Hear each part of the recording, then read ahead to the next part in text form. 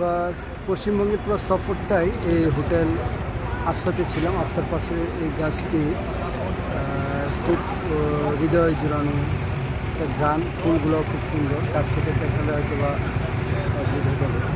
চমৎকার ফুল। হোটেল আফসার পরিবেশও খুব ভালো। যাচ্ছি সরাসরি যেটা ডিরেক্ট মৈত্রী বাস বলে সেটাতে, এটা যেটা অর্থাৎ কলকাতা থেকে সরাসরি ঢাকা যাবে, সেই বাসে যাচ্ছি। যাত্রা শুরু করলাম।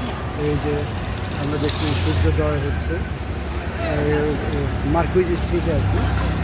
মার্কুইজ স্ট্রিটে এই হোটেল থেকে বের হয়ে বাসে উঠলাম এবং গাছের নিচে ফুল, যে গাছটা আমাদের হোটেলের পাশে ছিল সেই গাছটাতে ফুল, এবং এই গাড়িতে আমাদের যাত্রা শুরু হচ্ছে।